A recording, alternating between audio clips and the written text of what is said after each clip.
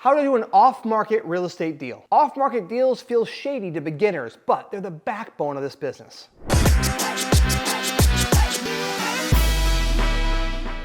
Forget bidding wars. Off-market deals is how the pros get it done. In this video, I'm going to show you step by step how to do an off-market deal in real estate. You'll learn the exact process for sourcing, negotiating, and closing off-market deals. Okay, let's talk about how to find an off-market deal, because before you can do an off-market deal, you got to first find an off-market deal, right? Well, there's a lot of ways I could teach you. I could teach you ways to spend money to do it and ways you can do it just with your time, with having referrals and networking. Let's start with that because that's the easiest way to get started as a real estate investor. Number one, I want you to start relationships with local professionals who are going to be in front of your potential sellers for their own reason. Hear me on that. They are there for their own business, their own reason. But if you can tell people what your buy box is, I'll clarify that in a minute. If you can tell them what you're looking for, they can be a referral source for you. You can pay them a referral fee, but only after you buy a deal that they bring you. So it won't cost you anything until you know and you're guaranteed that you're making money on that deal. Where do you start? Well, who do you think most people who want to sell a house call first? A realtor. You say to yourself, but they're going to put it on the MLS, Glenn. That will no longer be an off-market deal. I beg to differ. I built my business over 1,200 flips. I think we're close to 13 or 1,400 now. I built the backbone of having a network of realtors that brought me what's called a pocket listing. If you've never heard of a pocket listing, it is just that. It's a realtor that gets a listing, put it in their pocket, and they go to a buyer and say, you want to buy this before I put it on the MLS? And if the numbers work, the answer was always yes, because I had a great relationship with that realtor. How can you do that? You can very simply build a relationship with local realtors and say, if you bring me the deal, I'll give you what I call my triple commission strategy. Ready for this? I say, listen, if you bring me the deal, you can keep the commission from the seller. Right? That's a commission you're going to have from the seller. You can keep that. I am going to use you as my listing agent when I flip the property. You'll get paid to sell the house at more money than you're going to get paid to sell it the first time. So you get paid to sell it the first time and the second time, probably double the amount. Boom, that's fantastic. Now I get more commission. And number three, I'm going to pay you a $2,000 finder's fee as a thank you for calling me before calling anybody else. Do you think if they get a good deal in your buy box, they might call you first, at least to see if you could make an offer on it? You bet they will, because they can get paid 3 times at least on the deal that you bring. So if you set that network up, they will bring you off-market deals before they hit the market.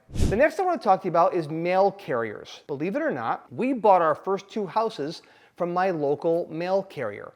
Once I knew my buy box, I went to my mail carrier and said, Laura, I'm looking for houses in this neighborhood, the neighborhood I lived in, because I was younger back then, 20 years ago, and I said, look I'm looking for houses that match this neighborhood, this size house. I said, if you find one that you think is vacant or you think needs work or the lawn is starting to grow on it or you see the mail backing up, will you do me a favor and just let me know? Do you know 3 weeks later, she came to my door and knocked and said, Glenn. I said, what? She said, there is an older couple in their 70s and they are installing a kitchen countertop at a house. It's about 80 degrees in the house and they look miserable. I think you should go talk to them. I literally jogged up the street 2 blocks, walked in and said, hey, guys, would you be open to selling the house? And she said, absolutely.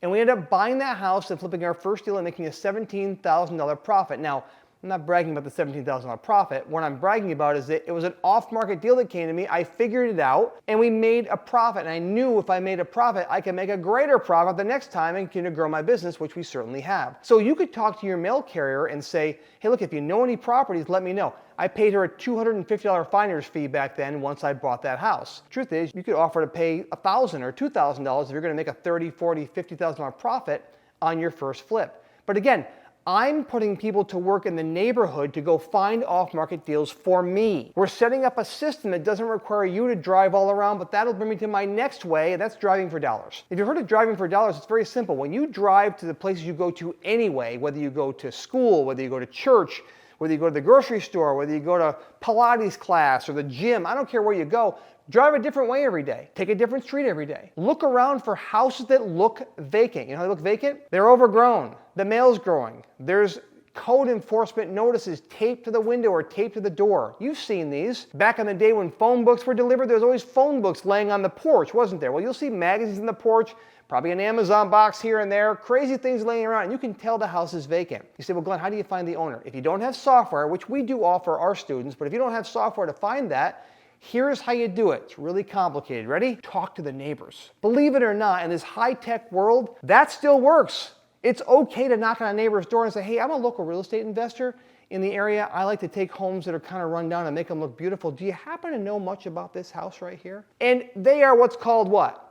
Nosy neighbors, right? I think now we call them Karens. But now it's a nosy neighbor. But truthfully, they're not nosy neighbors. In your neighborhood, if there's a vacant house or a problem or a burned house, you know what happened because you have neighbors and you usually talk when you're out getting the mail or being friendly with your neighbors. So it's important to have all these people looking for deals for you. And then when you go out and drive around and find deals, you talk to neighbors and find out. This is how you find and secure off-market deals.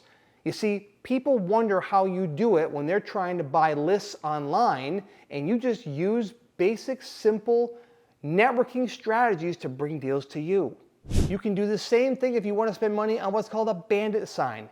Do you ever see those signs around your neighborhood that say, we buy houses? Those are real estate investors or wholesalers that are trying to find off-market deals. Believe it or not, people call those. I don't know why, but they do. We've done it for years. People call those because they like the fact that it feels like a smaller company. It's not always, but it feels like a smaller company, so they call them. You can also network with clean-out companies, dumpster companies, estate sale companies. You see, they're going to be in front of potential homes that have problems for their own business. And when they're there for their own business, you want them to be thinking about you and saying, hey, listen, I want to give you a lead here because if you buy it, you're going to pay me $2,000 if you buy that deal. So put people in the community at work for you. Let them go to work for you and let you know how this all works. And have them let you know what homes are becoming available. This is how you find off-market deals. The next step in this process is, once you get a hold of a seller, build trust with the seller. I want you to ask more questions than you do talking. Ask about the house. Ask what happened. Why it's in that situation. Be gentle, be soft about it, but be someone they can know, like, and trust. And then find out what they're looking for before you start negotiating. Find out what things are most important to them to complete this deal. It may not be just the money. It might be to make it simple for them. They may say, I'm overwhelmed at finding a new place. Maybe you help them find a new place. But I'm overwhelmed. I don't even know how to get my stuff moved. Maybe you hire a moving company to help them move. I'm overwhelmed because I don't even know what I should pack and what I shouldn't pack. Well, maybe you say to them, look, you just take what you need. Just go through the house, take what you need. I will deal with everything else. Maybe you find out that something is important to them in the house. Maybe the woman's late husband built a certain cabinet in the house, and you say, listen, I'm going to flip the house, but I'm going to keep that cabinet intact because that meant something to you, didn't it? Yes. Great.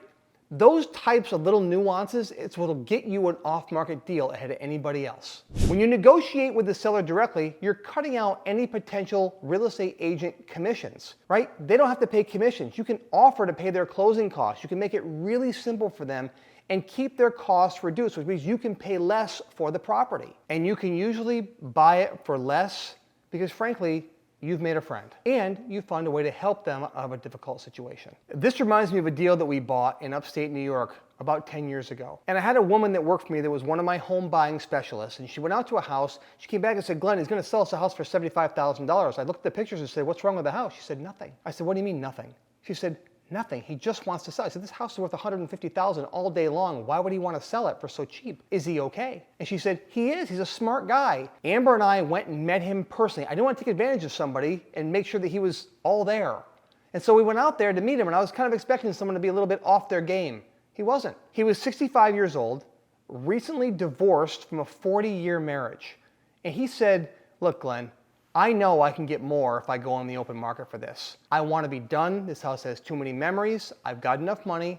The first person to give me $75,000 can take the house and go. I want nothing to do with it anymore. I shook his hand, and within 2 weeks, we owned that house. We put it back on the market as is and sold it for $159,900 within a day.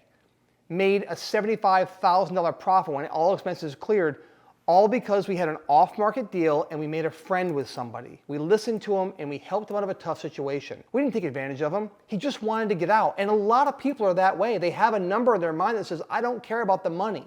I just want to get out. And when you help people do that, that is how you create a really successful real estate investing business. Now, from this step forward, everything else is the same. In other words, you've found the off-market deal, you've made friends with the seller, you've negotiated and got a good price.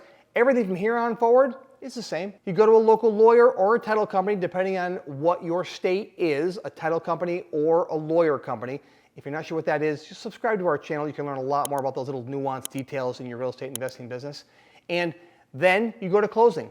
It's as simple as that. Because all the legal requirements are still required, right? You still have to go through the process of closing and buying the house. And you'll go through a title company or a lawyer to do that. My advice is communicate to your seller the entire way through the process so they know exactly what's happening. Hold their hand through the whole process. And again, you'll make a friend for life. Now, you may not hang out with that person or have barbecues with them, but you know what you will get from them? If they ever have a friend in need, they will send you a referral. I know that from a lot of personal experience. We get a lot of referral work because, birds of a feather flock together, right? People of a certain age, certain kind of income brackets, and also people that have some challenges in their life. Sometimes they all kind of hang together in support groups and that kind of stuff. And if you can get your name out there, you will find more and more off-market deals. Doing off-market deals only really works if you know what your target property is. So go check out my next video, the crucial step new investors always miss, because I'm going to teach you there how to build a buy box. Because even if you find a great off-market deal, why waste your time if it's not going to be the right deal for you? You should know what that is up front. You don't want to spend hours and hours building a relationship if it's the wrong kind of property. Well, this training will walk you through exactly how to build your buy box so you can be professional and not waste your time. Be efficient. Find off-market deals, but be efficient at the same time. The video is right here. Click it, check it out.